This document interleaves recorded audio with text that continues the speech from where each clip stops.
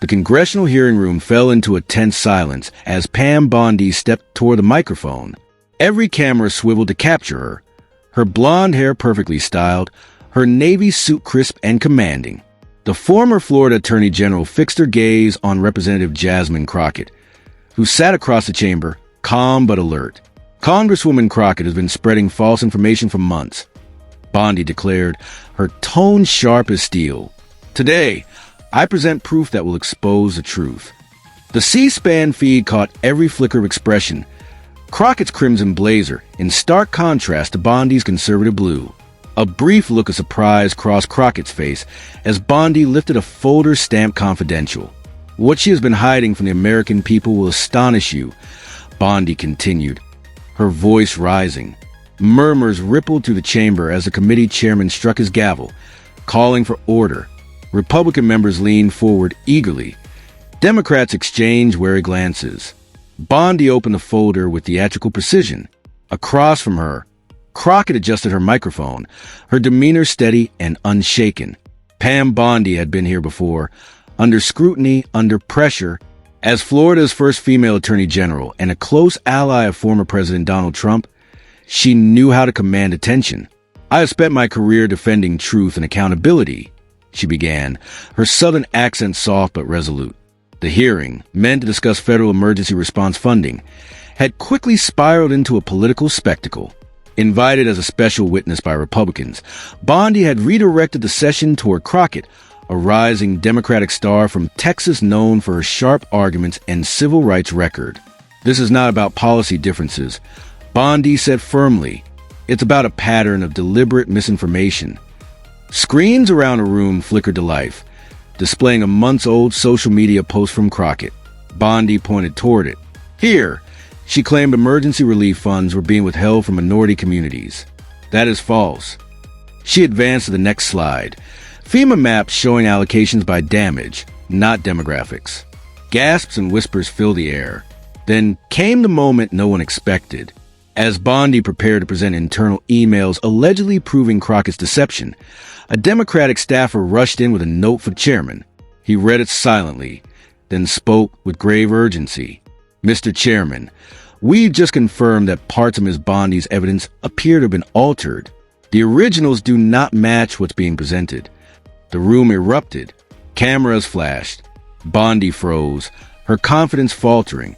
Across the table, Jasmine Crockett simply leaned forward, calm, precise, and ready to speak. The next 30 seconds would change everything. The revelation sent shockwaves through the congressional chamber. Republican members erupted with objections, while Democrats demanded an immediate recess to verify the authenticity of Pam Bondi's evidence. The chairman, visibly unsettled, finally struck his gavel. The committee will stand in recess for 15 minutes. As cameras continued rolling, Bondi huddled with Republican aides, her earlier poise giving way to visible unease. Across the room, Congresswoman Jasmine Crockett quietly gathered her papers, her movements deliberate and composed. Despite the chaos around her, she seemed almost prepared for this very moment. When the committee reconvened, the tension was palpable. Bondi returned to her seat, attempting to resume her testimony with renewed confidence. But her earlier authority had faded. She pressed forward with additional claims about Crockett's comments on border policy and infrastructure funding. Yet the sharp edge of her delivery was gone. When she concluded, all attention shifted to Crockett. The room fell utterly silent as she leaned toward her microphone. "Thank you, Mr. Chairman," she began, her voice calm, clear, and steady. "And thank you, Ms. Bondi, for your imaginative presentation. It's rare to see fiction crafted so thoroughly in real time." Laughter rippled through the Democratic side, while Republicans bristled. Without acknowledging the reaction, Crockett opened a leather portfolio and continued. Rather than address each distortion individually, I will focus on the foundation of Ms. Bondi's entire testimony. Once that is clarified, everything else will fall into place. She motioned to a staffer. The chamber's large screen shifted, displaying an email header. "This message," she said evenly, "was sent 3 weeks ago by Clark Davidson, political director of the Americans for Prosperity Foundation. It was addressed to several recipients, including Ms. Bondi herself." Crockett adjusted her glasses and began reading Operation Credibility. The launch must occur before the midterm elections. Crockett's visibility makes her the ideal target. Bondi will deliver the package during the emergency funding hearing.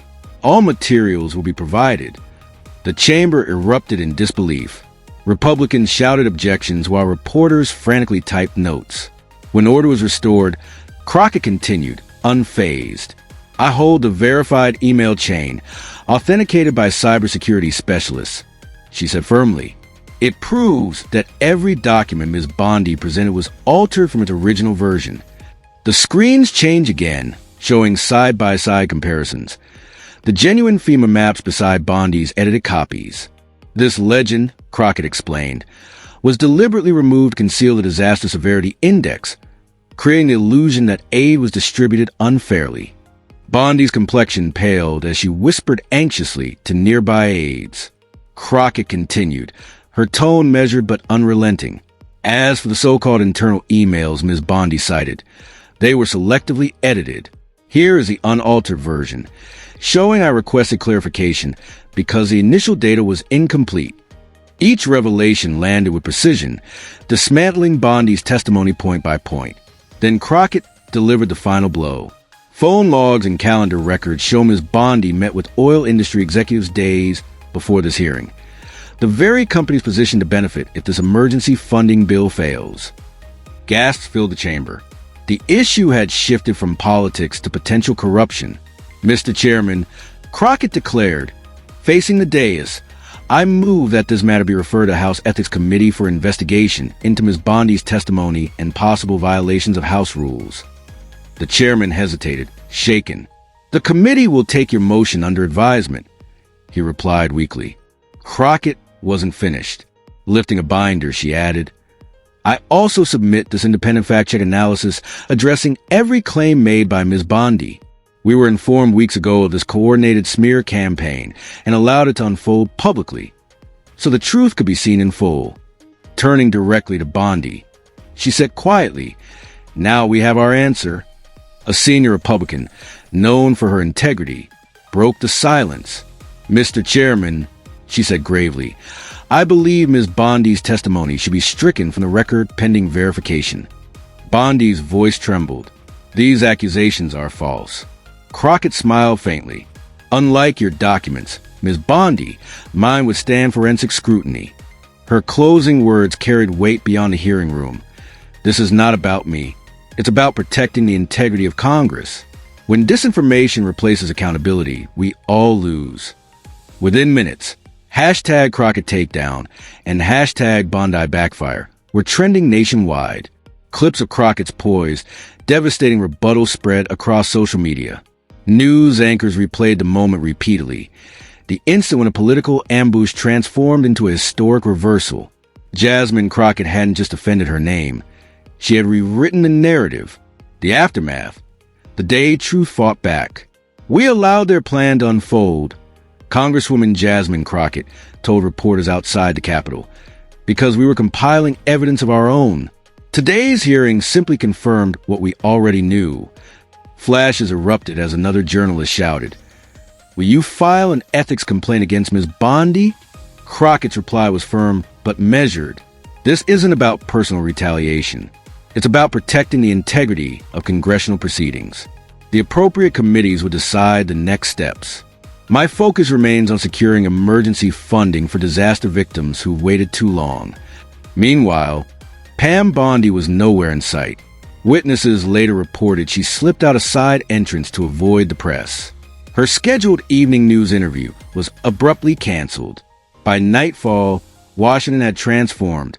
The hearing had detonated 3 immediate consequences. First, the emergency funding bill, once hopelessly gridlocked, suddenly surged forward. Several Republicans who had previously opposed it reversed course, eager to distance themselves from the discredited spectacle. We need to refocus on disaster relief, one senior GOP lawmaker conceded. Political diversions have delayed help for far too long. Second, the spotlight turned toward outside influence on congressional testimony. The emails Crockett introduced hinted at a broader network. Political action committees, lobbyists, and media operatives coordinating attacks on Democratic lawmakers. If external groups are scripting testimony and falsifying data, warned a veteran correspondent, it threatens the independence of Congress itself. Third, Jasmine Crockett's profile skyrocketed. The freshman representative, already known for her civil rights background, was now hailed as a rising national figure. What we witnessed was political malpractice met with prosecutorial precision, said a former White House communications director. She didn't just offend herself. She refocused the conversation on policy. That's a rare skill. As the city's lights flickered against the Potomac, conservative networks scrambled to contain the fallout. Some cast doubt on Crockett's evidence. Others quietly distanced themselves from Bondi. If those emails are authentic, one anchor admitted, this represents a serious breach of public trust. Progressive outlets, meanwhile, praise Crockett's composure. This is how you fight disinformation, a liberal podcast host declared. Be prepared. Let opponents overreach, then respond with facts they can't refute. By morning, clips of the confrontation dominated national broadcasts. Millions of Americans saw Crockett for the first time, cool, methodical, unflinching.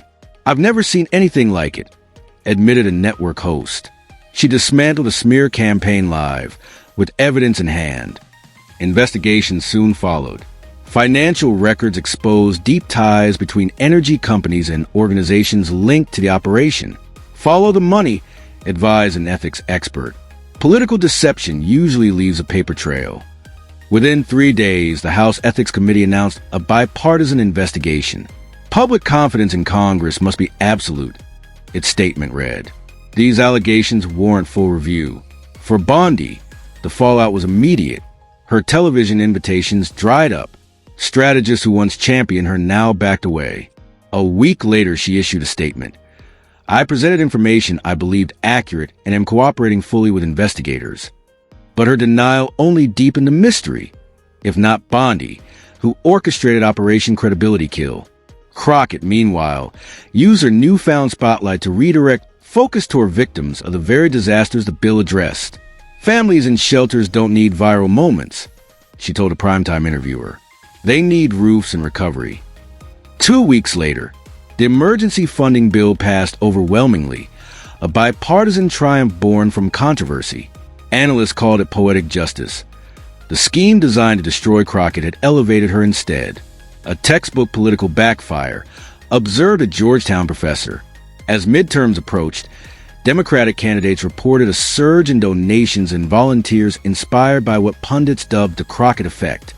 Exposing deceit, it seemed, could mobilize an electorate. 6 months later, investigative journalists confirmed the full scope of Operation Credibility Kill, a coordinated campaign targeting a dozen lawmakers, all dismantled after its failed debut against Crockett. A year on, campaign finance filings revealed her re-election fund had tripled. The attack meant to end her career had instead defined it.